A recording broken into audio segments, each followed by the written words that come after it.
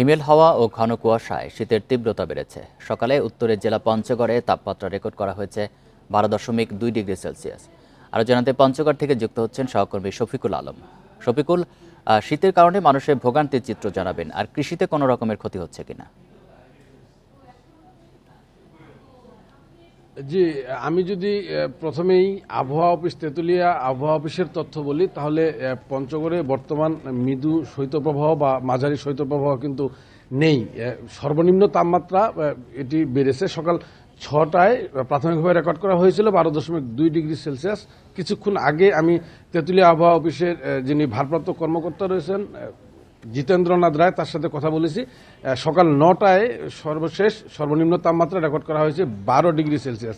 আসলে এটি হলো তাপমাত্রা সর্বনিম্ন যদিও বাড়ছে, দিনের তাপমাত্রা কিন্তু কমে গিয়েছে। আমরা গতকালকে দেখেছি সর্বোচ্চ তাপমাত্রা, যেটা আমরা দিনের তাপমাত্রা বলে থাকি, রেকর্ড করা হয়েছে 18.6 ডিগ্রি সেলসিয়াস। এটি কিন্তু আসলে 23 থেকে 24 এর মধ্যেই উঠানামা করছিল। আমরা গতকালকে দেখেছি যে সকাল থেকে দিনভর সূর্যের মুখ দেখা যায়নি, সারাদিন ঘন কুয়াশা ছিল।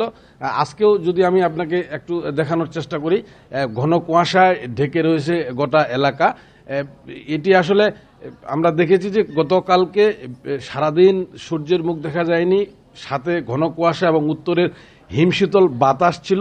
এই বাতাসের কারণে কিন্তু শীতের প্রকোপটা বেশি। আর আমরা দেখছি যে এই কুয়াশার সাথে কিন্তু বৃষ্টির মতো কুয়াশা, মাঠঘাট শিশিরে ভিজে রয়েছে।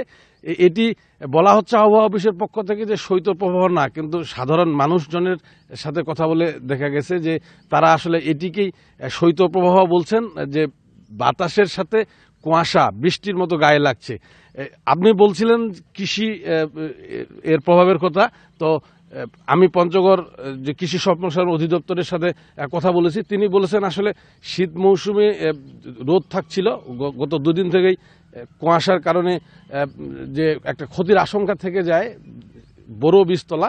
তারা বলছেন যে কৃষকদের, যারা বোরো চাষি, তাদের এই শীতের প্রকোপ অর্থাৎ কুয়াশার থেকে রক্ষা পাওয়ার জন্য পলিথিন দিয়ে, বিশেষ কায়দায় পলিথিন দিয়ে ঢেকে রাখা হচ্ছে। তো এই ছিল শীত পরিস্থিতি নিয়ে পঞ্চগড় থেকে সর্বশেষ।